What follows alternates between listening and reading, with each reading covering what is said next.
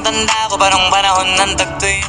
Hi, welcome back to Learn Making guys. So, gusto mo ba kumita ng pera katulad na lang nito dito sa TikTok at gusto mo gumawa ng video nang hindi ma-copyright? So, ito yung ituturo ko sa inyo at ito yung ating pag-uusapan ngayon. Ang gagawin natin ngayon guys ay meron na tayong first video.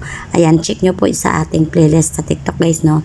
Kung paano gumawa ng video sa TikTok or paano kumuha ng picture sa TikTok, no? So, gamit ang picture guys, maaari tayo kumita dito sa TikTok shop.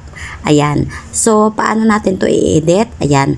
Umpisahan natin sa ating CapCut. Ayan. So, dito sa ating gallery guys, meron na tayong na-edit. So, katulad ng ating first tutorial, no? Ayan, check nyo lang kung paano ko ginawa. Next step natin na gagawin guys, ay papasok tayo sa ating CapCut. Gamit ang CapCut guys, ay gagawa tayo ng video. Okay? Okay, so pagkapasok natin dito sa CapCut guys, tap natin yung new project.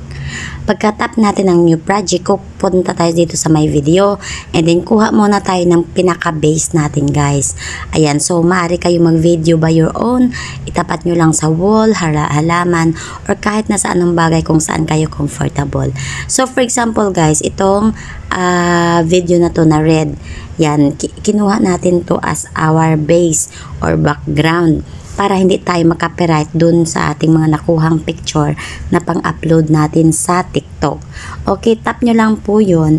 And then pagkatapos, tap nyo po yung aspect ratio. So, syempre, yung aspect ratio ng TikTok guys is 9:16 or itong may sign na TikTok. Okay? So, pagka-tap nyo po nyan, tap nyo lang din yung check. Pagka-tap nyo ng check guys, ayan, magpapatong na tayo ngayon ng ating video. So, paano natin gagawin yan? Tap mo po yung overlay. Tap mo ang overlay and then add overlay. So, pagka-add mo ng overlay, ito na to ngayon ang ating mga video. Pipili tayo dito or kukuha tayo dito ng pang-patong natin doon sa ating video. So, katulad na lang nito, no? Ayan. And then, add natin yan. So, ito na yan siya guys. Ipapatong na siya natin dito. So, kung ipi-play natin guys, no, tingnan nyo. Ayan, may transition na siya. Ayan, naka-ano na siya na guys, no, naka-cut na rin natin or malinis na siya, ano. So, kaya dun sa ating first tutorial, tinuro ko sa inyo kung ano yung step by step natin gagawin para hindi po tayo mahihirapan. So, pag napatong nyo na yan guys, no, ayan, i-adjust nyo lang kung saan yung banda sa baba or sa taas or pwede nyo namang dublihin. Ayan. So, ilalagay nyo yan sa taas and then, ang gagawin nyo, baka kayo dito ulit, ihahab nyo lang ng inyong, ihover or galawin nyo lang yung inyong screen ng inyong finger, no? Pa left, pa right, yan. So, kung gusto nyong dalawahin natin yung video or yung ating overlay, tap natin ulit yung add overlay. So, pagka-add, tap natin ulit yung video na inedit natin, no?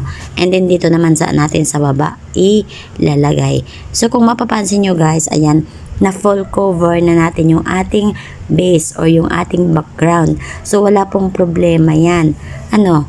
So, i-adjust lang natin yung ibabaw para magkapareho yung kanilang size.